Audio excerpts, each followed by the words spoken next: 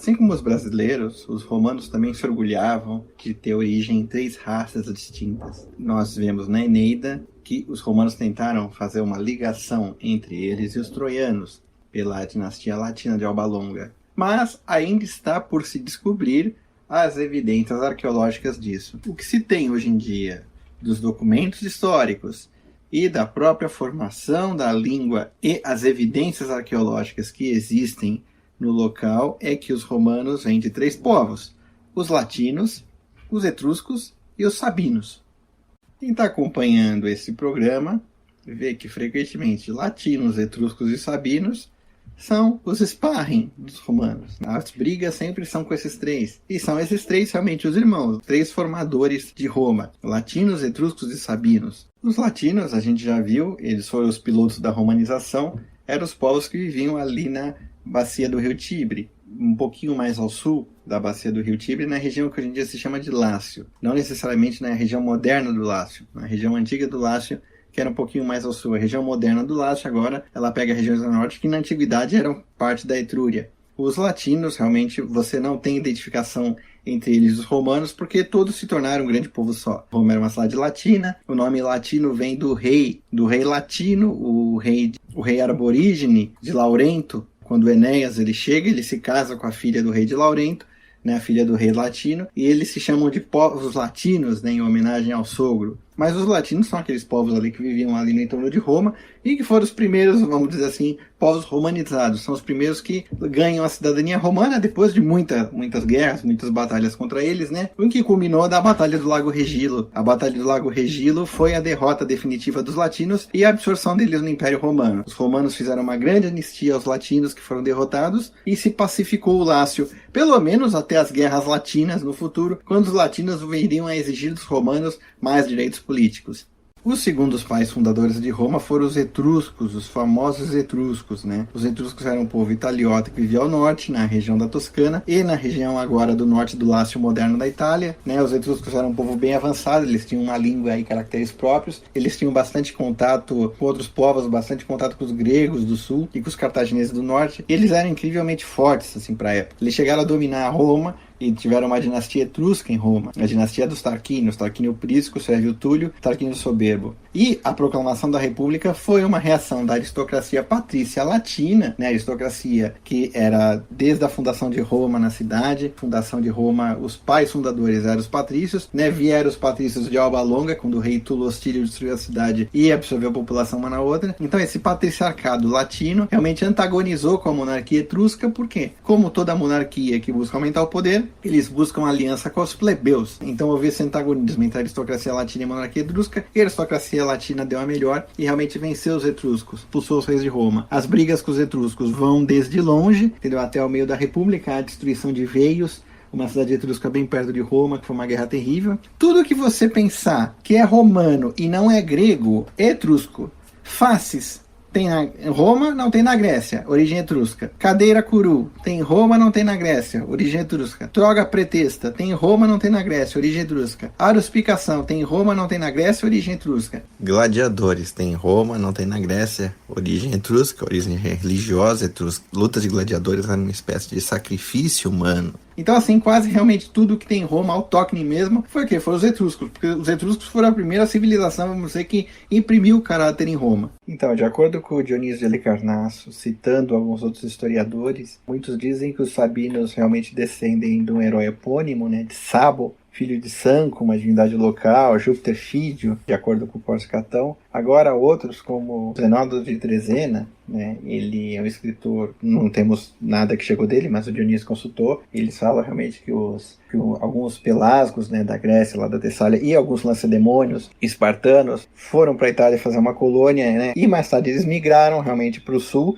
chegar na região que chama do Lácio. Muitos até falam que esses espartanos migraram na época de Licurgo, famoso legislador espartano, porque não concordaram com as leis de Licurgo, porque elas eram muito duras, né? Então eles saíram de Esparta. E de acordo com o Dionísio de Halicarnasso, realmente a ligação entre os sabinos e os espartanos é sobre os costumes, né? Especialmente os costumes guerreiros dos sabinos. E o terceiro povo, pais fundadores de Roma, ou, considerando o rapto das Sabinas, foram as mães fundadoras de Roma, foram os sabinos. Os sabinos eram um povo de origem italiota, né? Eles tinham uma língua deles, mas eles não tinham alfabeto, a língua deles desapareceu. Dizem os entendidos que era desse ramo osco-úmbrio da Itália. Eles viviam no nordeste do Lácio, subindo mais um pouquinho nessa direção para os Alpeninos. Então você tem dois povos latinos, os das planície já foram, vamos dizer assim, se juntaram com os romanos e foram romanizados logo no início, e os da montanha mais longe foram os que antagonizaram com os romanos nas guerras romano-sabinas e que foram até quase a metade da república brigando com Roma, às vezes brigando todo ano. Então os sabinos, eles têm esse relacionamento antigo com Roma, e os sabinos eram um povo muito inteligente, muito forte, né? Dizem que esse escudo quadrado que a gente vê nas legiões imperiais é o chamado escudo sabino, né? Originalmente as legiões republicanas lutavam com o escudo redondo ou ovalado da formação dos hoplitas gregos, e os sabinos têm uma longa história com Roma, assim. Logo na fundação de Roma, o famoso rapto das Sabinas. Os romanos, realmente,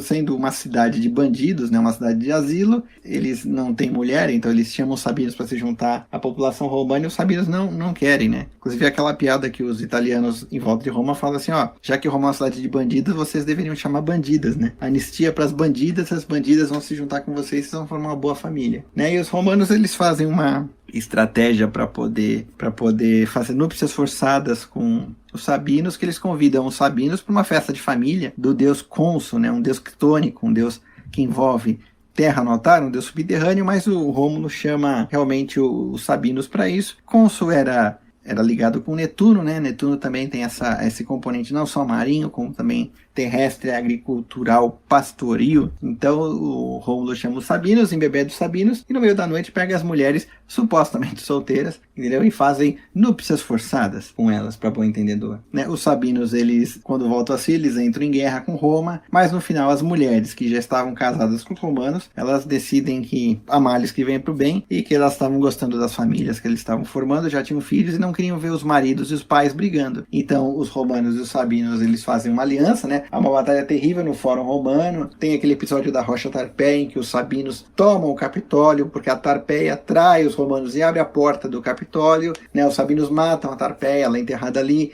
na chamada Rocha Tarpeia, onde agora, ou melhor, antigamente tinha o templo de Júpiter Óptimo Máximo. Tem toda essa história, realmente os romanos, eles quase são derrotados no Fórum Romano, ali na região onde era o antigo templo de Júpiter Stator, Júpiter Parador, um voto religioso de Rômulo para o exército romano parar de fugir. Então os romanos quase perdem para os sabinos, e com a intervenção das mulheres eles fazem a paz. E os sabinos vêm morar em Roma, então Roma aumenta, com os sabinos, provavelmente os sabinos da planície, que se juntam a Roma. Roma começa a ter dois reis, né? Um rei romano e um rei sabino, Rômulo e Tito Tácio. Tito Tácio, que convenientemente é assassinado mais tarde em Lavínio, e Rômulo ficou de rei sozinho.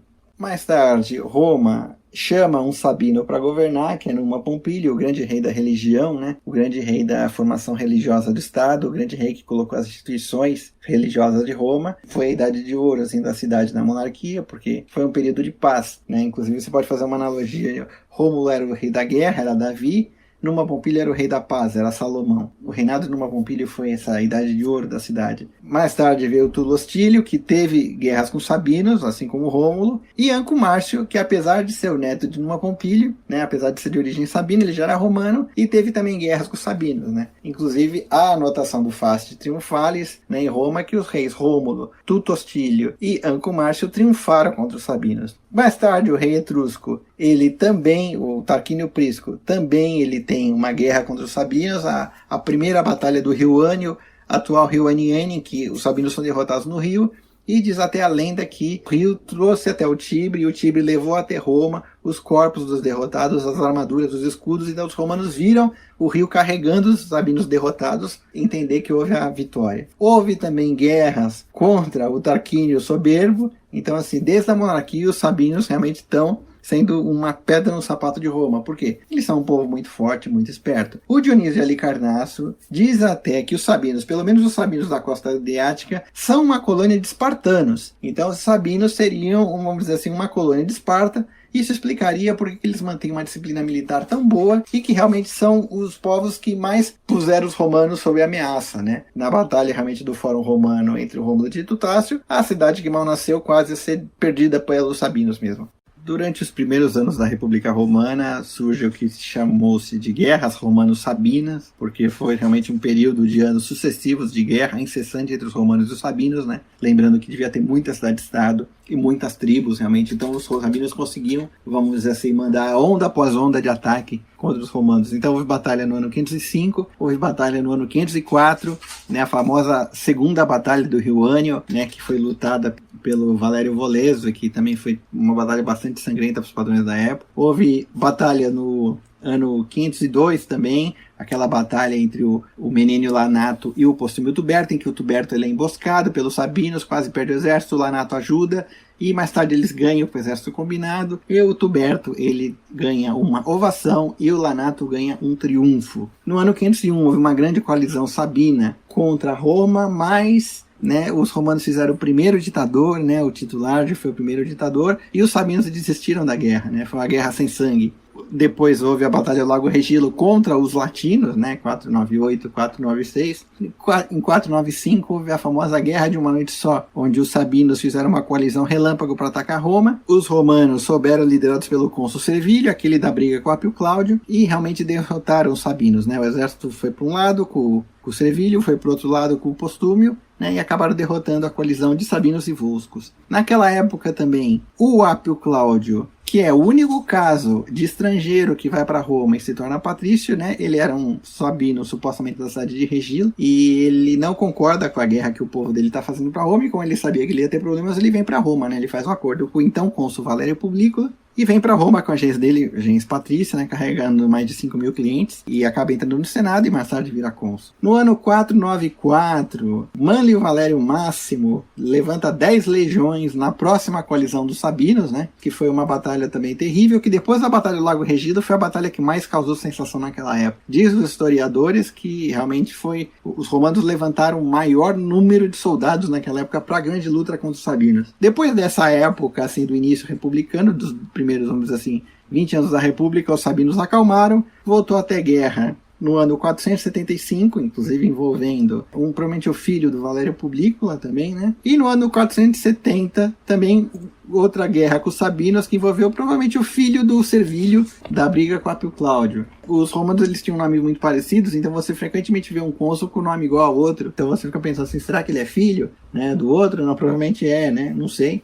Os sabinos, assim, depois de tantas derrotas sucessivas, né, provavelmente os sabinos cada vez mais longe vão tentando atacar Roma, sossegam um pouquinho, né. No final, assim, o último registro da derrota dos sabinos foi em 290 a.C., foi a derrota final dos sabinos, né. O cônsul Manlio Curio Dentato, ele realmente derrota, assim, os últimos povos sabinos. Nesse período é meio complicado porque nós estamos num buraco da história, onde o Dionísio de Halicarnasso, infelizmente, não tem mais, se perdeu os textos na secessão da plebe. Tem um buraco, que é o final da tomada da Itália, primeira Guerra Púnica. Há um buraco porque a obra dele se perde aí também, só se tem um resuminho. E o Políbio, que narra a Primeira Guerra Púnica, ele está preocupado com a Sicília, não com o final da tomada da República Romana. Então você tem um buraco historiográfico, mas se sabe isso, que nessa época realmente os sabinos foram derrotados pela última vez, e como praxe, os romanos vencem no campo de batalha, mas são derrotados politicamente. Os sabinos, eles em 290, eles perdem a batalha, os romanos derrotam, mas dão a eles a cidadania sem sufrágio. Ou seja, eles entram no direito romano, eles ganham direito de cidadania, mas não podiam ir para Roma votar. Em 268 a.C., os romanos dão o direito de cidadão completo para os sabinos. Então os sabinos, vamos dizer assim, se integram no direito romano, provavelmente se romanizaram, a tal ponto que a língua sabina se perdeu, todo mundo na região da Sabina fala latim. Há quem diga, com indícios na historiografia antiga e nos fonemas modernos, que se sabe do pouco que se tem da língua falada, que os sabinos e os samitas, que era um povo italiano do sul, provavelmente eram parentes, né? Samita, sanfita, sabino, é a mesma raiz, a diferença é que seria um do norte e do outro do sul. Sanitas também era um povo muito forte do sul da Itália e até deram grandes derrotas aos romanos, de maneira análoga aos sabinos. Então não é improvável que sanitas e sabinos fossem o mesmo povo, né? Os sanitas no sul, os sabinos no norte. Ensanduicharam Roma, é que Roma não lutou contra eles ao mesmo tempo, né? Mas assim, os sabinos eles sempre estão dentro do imaginário romano como um dos pais de Roma. E sempre aquela imagem de força, de poder, né? Você vê os discursos de Cícero, né? Ele sempre cita os sabinos, mas de uma maneira assim bem, como é que eu dizer assim, bem de orgulho, né? A antiga raça sabina, a força dos pais sabinos, né? Sempre com um efeito retórico de orgulho, assim, né? Aquela parte que fez parte realmente da história de Roma e que Roma auriu a força dos sabinos.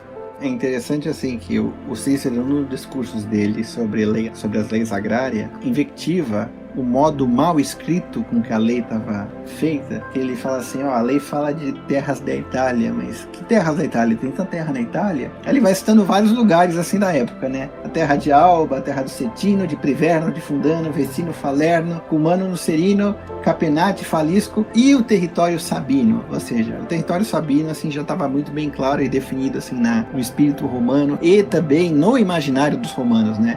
O próprio Cícero assim sempre se refere aos sabinos como povos fortes, como os povos que deram origem a Roma, que eles têm orgulho, né? Ele cita nos discursos jurídicos dele, fulano ele é da raça dos sabinos, fulano é de origem sabina, nossos pais sabinos.